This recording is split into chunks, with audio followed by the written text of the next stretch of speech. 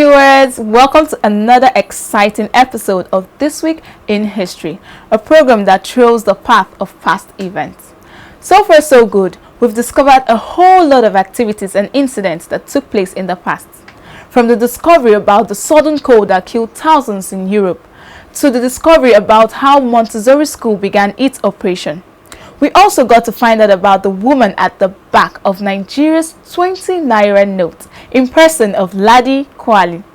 Well, this is my humble self, Patricia Bassi. We'll be back right after the break.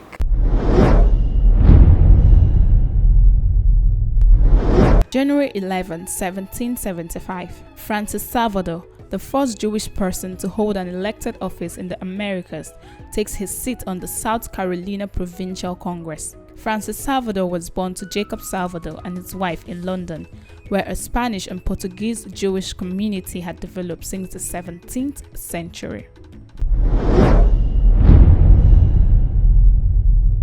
January 11, 1815, John Alexander MacDonald was born in Ramsden Parish in Glasgow, Scotland. According to his father's journal, MacDonald served just under 19 years as Prime Minister, a length of service only surpassed by William Lyon Mackenzie King. In polls, MacDonald had consistently been ranked as one of the greatest prime ministers in Canadian history. Unlike his American counterpart, John Washington, no cities or political subdivisions are named for MacDonald, nor are there any massive monuments. A peak in the Rockies, Mount MacDonald at Rogers Pass, is named for him.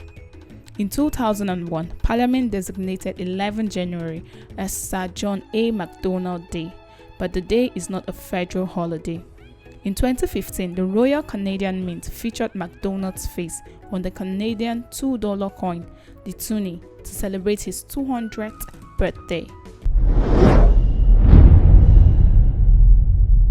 January 11, 1935.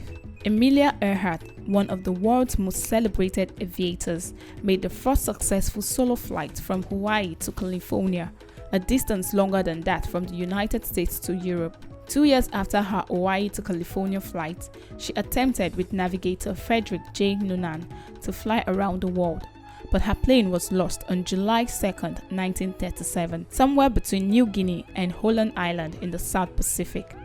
Radio operators picked up a signal that she was low on fuel, the last trace the world would ever know of Amelia Earhart. January 12, 2010. The 2010 Haiti earthquake was disastrous with a catastrophic magnitude of 7.0 MW. The earthquake occurred at 16:53 local time on Tuesday, 12 January 2010. An estimated 3 million people were affected by the quake. Death toll estimates range from 100,000 to about 160,000, to Haitian government figures from 220,000 to 316,000. Haiti estimated that 250,000 residents and 30,000 commercial buildings had collapsed or were severely damaged. The nation's history of national debt, prejudicial trade policies by other countries, and foreign intervention into national affairs contributed to the existing poverty and poor housing conditions that increased the death toll from the disaster.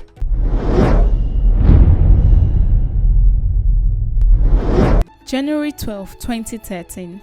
Eugene Corbett Peterson, born October 15, 1923, gave up the ghost. He was sometimes recognized as Gene Peterson, an American journalist and civil rights activist.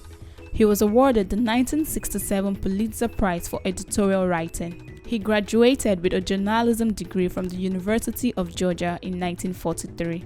After graduation, he served as a tank commander in the United States Army General George Patton's 10th Armored Division, 19th Cavalry Reconnaissance Squadron, 1st Platoon, Sea Troop during World War II, and won a Silver Star for gallantry in action at the Battle of the Bulge and a Bronze Star with Oak Leaf Cluster for heroic achievements. Peterson later became president of the American Society of Newspaper Editors. He was also known for his strong stand on ethics, even where it concerned himself. After being charged with driving while intoxicated, he told his staff to cover the story on the first page. That way he could tell anyone, I put myself on page 1, so you can't ask me not to put you there. Peterson died in 2013 after a series of treatments for cancer. His remains were interred at Arlington National Cemetery.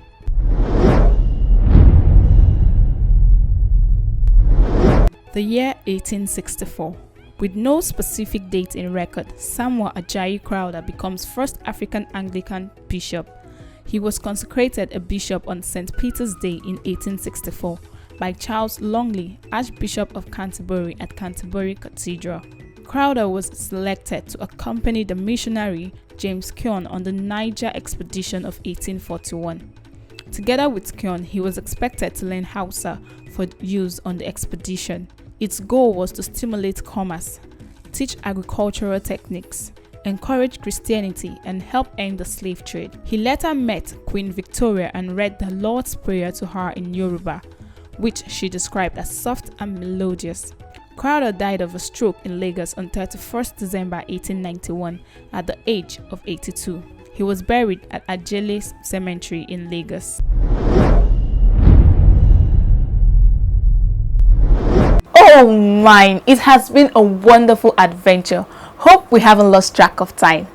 Anyway, we've come to the end of the program this week in history, and it's still my humble self, Patricia Bassi. So till I come your way again next time, stay safe and please subscribe if you're yet to do so.